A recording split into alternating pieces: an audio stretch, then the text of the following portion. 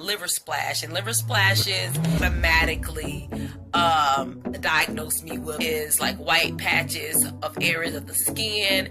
I thank the Lord it's not cancer. My face is where I remember when I was like, I am not coming to work. There's nothing paperwork. So I was like, okay, so disorder, but a lot of underneath all of this. So anyways, wasn't here, I'll be cool, okay? So anyway, you guys, very easy to cover up, with my depressions. I have my moments. They want to know what's going on with this girl, what's this on her face, what happened to her?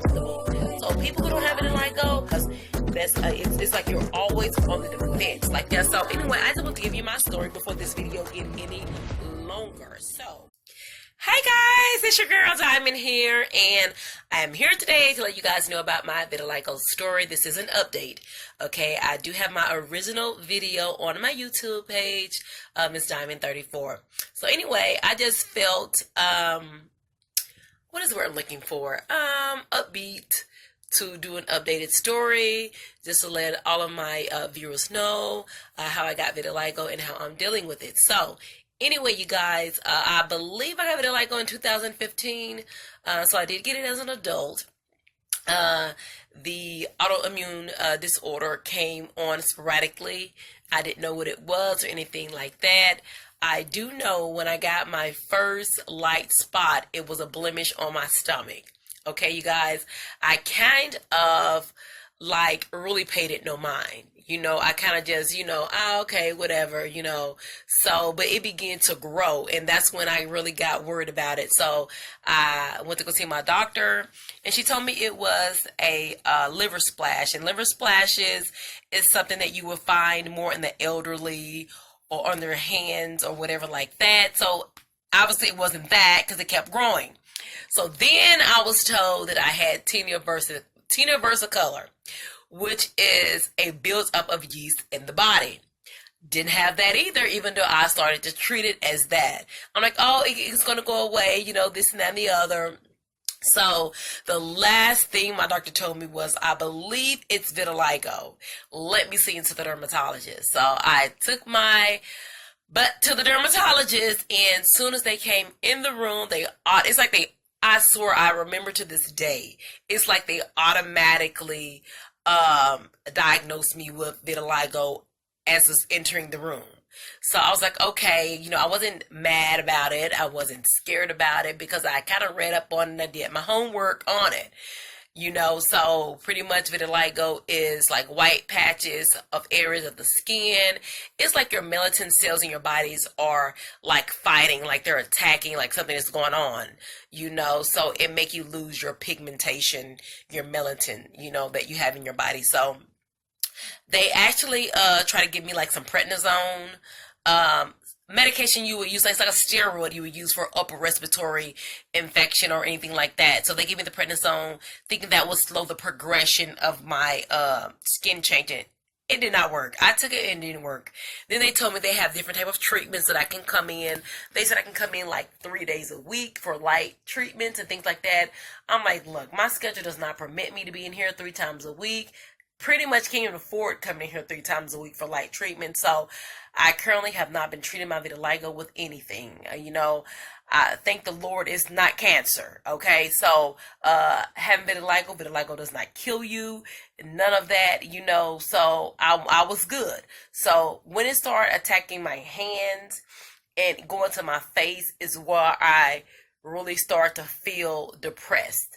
Should I say, because I tried to cover my hands at work. I told my manager, and Enoch, if you watching this, you can remember, I remember when I was like, I am not coming to work because I got to hand papers to people. My hands look crazy. I started to put makeup on my hands, you guys.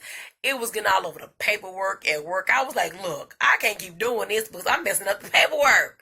So I was like, okay, so I kept covering up what have you. But the funny thing is I wore makeup prior to vitiligo, and I just wanted everybody out there to know, especially most of the people that's in the vitiligo family, we try to encourage each other and keep everyone upbeat about the disorder.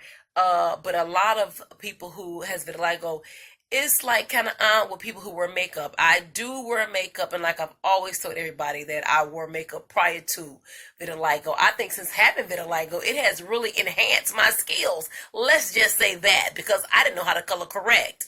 Okay, underneath all of this. So anyway, you guys, so if you see in my face, I'm going to show you guys all of the dark spots that you see on this side of my nose.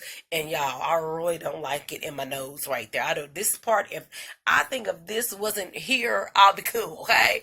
So anyway, you guys, so all the dark spots is my original skin color. All the white is the vitiligo. Now, I find it very easy to cover up by doing the color corrector, by canceling out the dark, bringing in the white, because my neck, as you can see, is more of the vitiligo tone. So it's easier to blend in at the neck if I go lighter. Sometimes, I tell the Lord, I said, Lord, help me, with my depressions. I have my moments of dealing with vitiligo on a day-to-day basis. It normally does not bother me by having vitiligo. When I leave the house, I think like I expect and I know that someone is going to stare at me. They're going to look at me. And what get me, y'all, I know they're curious. I know they want to know what's going on with this girl. What's this on her face? What happened to her?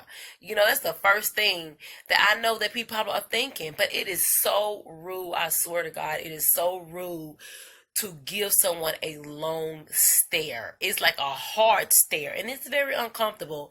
So people who don't have vitiligo, quit staring so hard, okay? And people with vitiligo, it makes us so uncomfortable, and I do not like it one bit. So anyway, my reaction is, what you looking at? What you looking at? Dang, and I need to really work on that and not do that, because that's it's like you're always on the defense, like you're ready for somebody to say, why are you looking at me?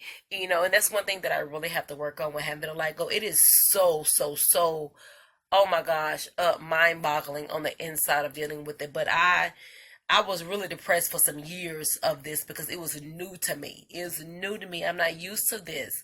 This is not the norm you would see. But it's millions of people out there with vitiligo. And as you know, if you're a darker skin tone, it's going to show up on you more than if you're a light tone. And I was kind of like in the middle. I'm kind of caramel.